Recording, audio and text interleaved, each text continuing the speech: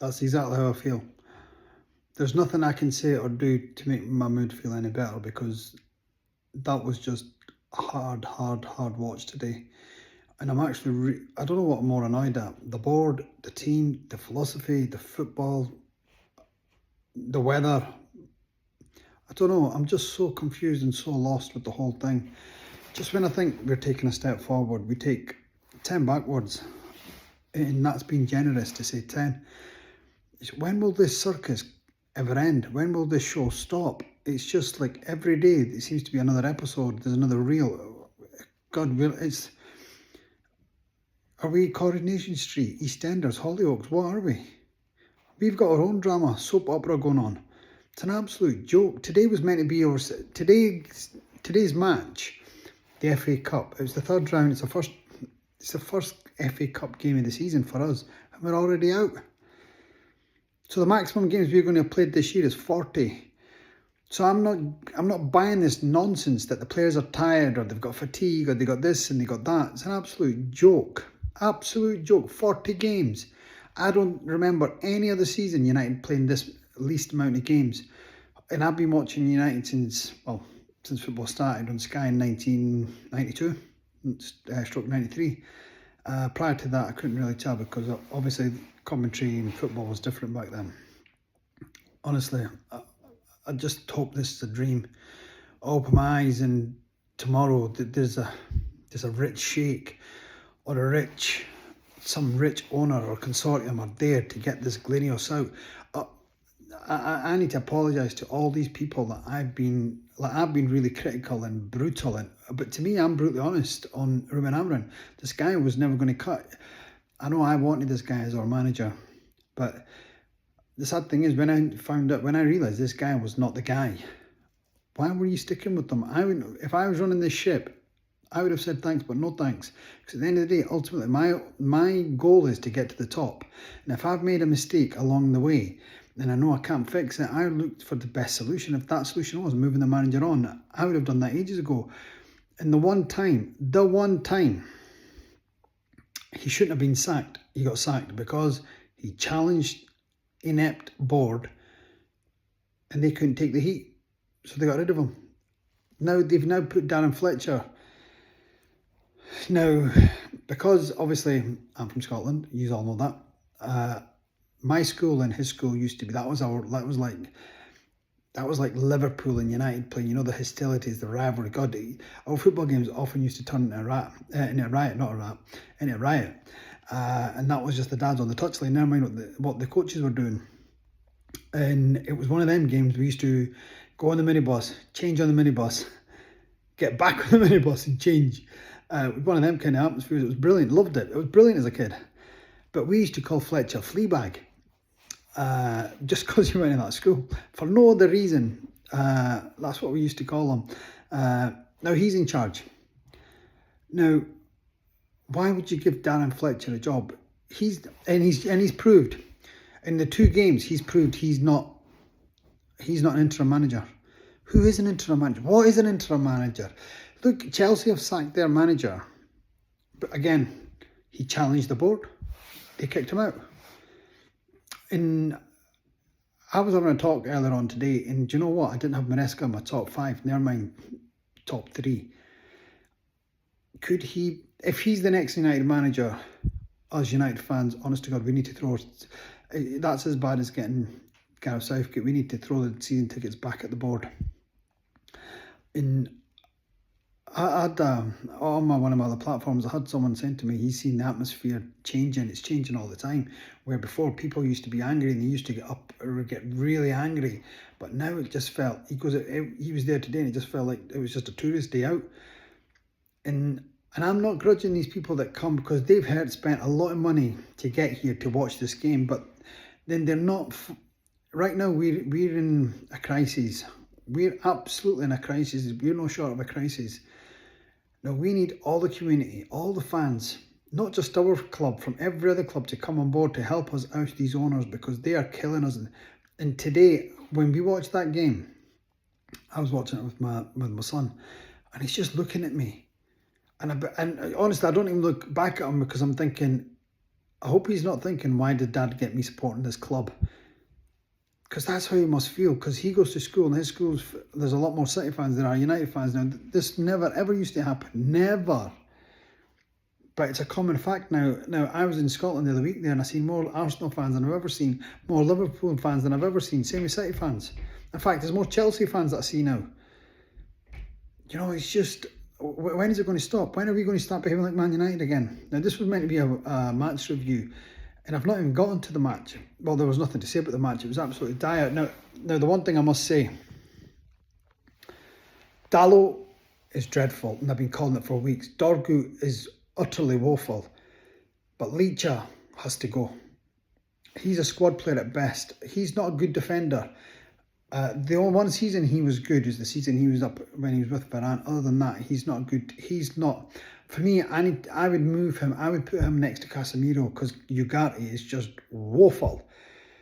And it just shows how out of depth Darren Fletcher really is, because why would you start Mason Mount, Bruno and Kobe, all who haven't played, and they've been injured quite a lot of late. So why would you start them all together in one game? Yeah, I would get if you started one and brought two on. So there was no rhythm.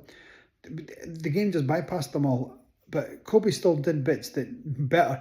Mount was abysmal, and Bruno was just typical Bruno. It's everyone else's fault but his, honestly, his use of the ball is absolutely shocking. For a captain, and go on thinking you're the best player at Man United, and that's how your distribution of the ball. Honest to God, have a word with yourself. But he's checked out. He's absolutely checked out. He's not bothered anymore. He's just thinking, I'm United's best player, but we need to see if we had an adequate manager, an adequate board, they would have burst his bubble. But they can't, because they're too scared. They pussyfoot around him. Yeah. Oh, if we had a board like Man City, Arsenal, Brighton, Newcastle, the Newcastle new board, they'd be telling, know your place, know your role. You're not bigger than the club. No one ever is, but Bruno clearly thinks he is. And the crazy thing is, the whole tenure, Alex Ferguson said, the only one person who was bigger than the club, or who controlled the ego of the club, was Sir Alex. He never let anyone get bigger than him, because that's what a manager should be. And you know, all these poxy roles and the new roles and the new names like head coach, sports director, what are all tosh, absolute tosh. There was always people before, they just did the job quietly. Now everyone gets these fancy titles and they can't even live up to the roles. It's just a lot of rubbish. Anyway, back to the football. Now, I can't think there's a United fan out there who was happy watching that turgid display today, be it from the back to the front. Everything was dire from start to finish. Now, I can't even do a team review. There's no ratings today because everyone was dreadful. Our man of the match. Now, there's only two contenders for me. One is Lacey, and he was on the pitch a short term. And how diabolical of the referee. There's a kid who's caught up in the emotion. He's thrown the ball down in anger, and you've sent him off. What does that say about the referee? And I've been moaning about the referee. The referee's been so poor.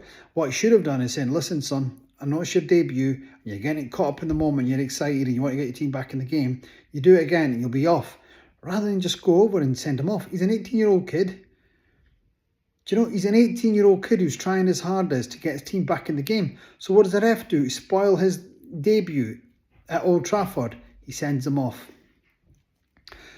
I've been saying for weeks the officiating's got worse. Whether it's viral on the pitch, whether it's VAR, it's just dreadful. There's just no common sense in the game anymore. None whatsoever. And that didn't surprise me, not in the slightest. But I thought his little cameo was decent, and I'm looking forward to him. And I'm hoping he plays till the rest of the season, even if it's cameos, just because it gets us United fans something to cheer about, because there's nothing else to cheer about. Manu did all right for his first comeback for the minutes he got. I thought Sesko's getting sharper, but he's not there. He's not where he needs to be. Bloody hell, there's one game a week, and he can't even get himself match fit. Now, what are the coaches doing? What are the fitness people doing? What are the nutritionists doing? That everyone who's there? Why is this player not match fit? He should be busting a gut. Kobe Manu looked dead leggy. Bruno was dreadful. Mason Mount needs to go. He offers nothing. I've been covering up for him by saying he starts better than when he comes on, but today he was just abysmal. But maybe it's because all three of them were flat and they've all come back from injuries and they couldn't get up and going. Something wasn't right in the midfield, because we got, bearing in mind, this was Brighton reserves and we were struggling against Brighton reserves. So can you imagine what's going to happen to us on Saturday? We're going to be in for a royal shellacking. I mean, absolute shellacking. And I'm dreading Saturday, absolutely dreading Saturday, but it's only Sunday and there's a week to go from now to Saturday, and I don't trust this board to do anything right from here to then. And I say that because I'm dreading this interim management. Oh God, I've not even mentioned the interim management appointment. All the talk is it's going to be Ollie. Now, if it is Ollie, rest assured, he's going to. Last time he had a better team. This time round, he's got a dreadful team. There is no formation, no format. And me personally, I think the board will delay the announcement of Ollie, not this week. It'll probably be after the Arsenal game, because they know they're going to get stuffed and tubbed. So why would they bring Ollie in when they've done that? And all along, we're getting no one. I'm under no illusion. I don't think we're getting higher than 10th. And that's if we're lucky. And we're getting no signings. No one's coming in, and they're going to blame it on due to manager moving and interim, blah, blah, blah. And there was no time to get anyone. Our players coming back from the AFCON will be back to... Even with these players from AFCONs, we still needed more players because we ain't got no quality. If you think Dalot and Dorgu and Ugarte are the answer, then bloody hell, we're a lot further. And we're in a bigger mess than I ever thought we were in.